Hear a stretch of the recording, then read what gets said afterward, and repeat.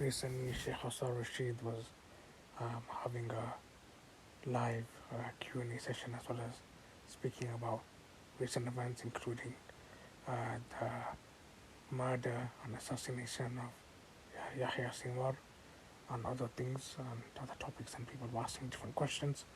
And some of the talk was or answers was about journalists, and I'm not going to quote the Sheikh word for word, but generally he was saying something about rubbish journalists, and he mentioned Piers Morgan.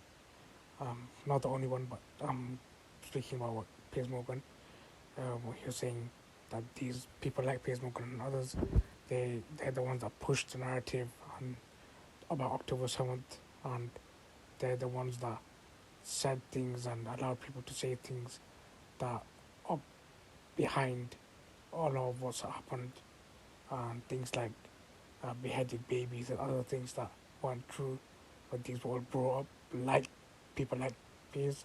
I don't know if Piers specifically brought them up, but people like Piers, they brought up things they're fundamentally behind many of the things that have gone wrong, uh, many of the evil that's happened, and they are actually rubbish journalists, and I will agree with the Sheikh.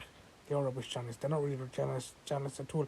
They are told what to say, and they say pretty much around there. They might say some of the things with their own words, but pretty much they're given, this is what's happened and this is what you're gonna say, and they say, and you're not gonna say this, and even if this is what's happened, you're gonna say it like this, so it seems like this, and these are rubbish journalists, and this is something that's definitely true.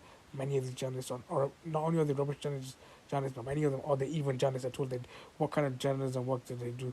They're just given things to say, and they say, they don't even look for themselves, think for themselves.